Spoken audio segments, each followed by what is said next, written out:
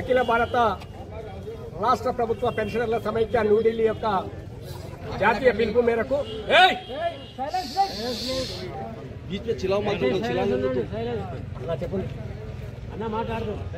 అఖిల భారత రాష్ట్ర ప్రభుత్వ పెన్షనర్ల సమైక్య న్యూఢిల్లీ జాతీయ పిలుపు మేరకు మార్చి 2025 తేదీన జరిగినటువంటి పార్లమెంటులో మరియు రాజ్యసభ సమావేశాల్లో 1/1/2026 తర్వాత పాత పెన్షనర్లు ఎవరికి కూడా పీఆర్సీ ఉండబోదు అనేటువంటి నిర్ణయాన్ని మరి బిల్లు పాస్ చేసి ప్రభుత్వం ప్రవేశపెట్టడం జరిగింది.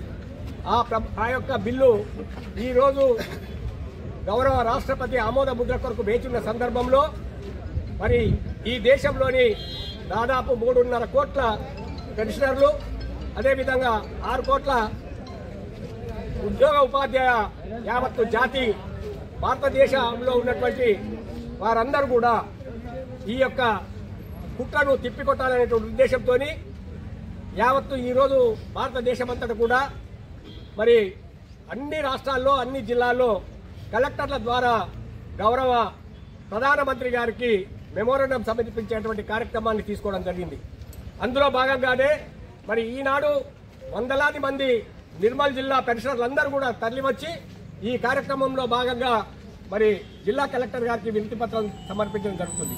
ఒకవేళ ప్రభుత్వం మరి ఈ యొక్క చర్యపై విత్డ్రా చేసుకున్నట్లయితే మౌఖికంగా మాత్రం విత్డ్రా చేసుకుంటున్నాం, బిల్లు ప్రవేశపెట్టబోము, రాష్ట్రపతి ఆమోద ముద్ర ఉండబోదు అనేటువంటి మరి విషయాలు మాత్రం చెప్తా ఉన్నారు. కానీ మన నాయకత్వం, జాతీయ నాయకత్వం రిటర్న్ కమిట్మెంట్ కొరకు డిమాండ్ చేయడం జరుగుతూ ఉంది.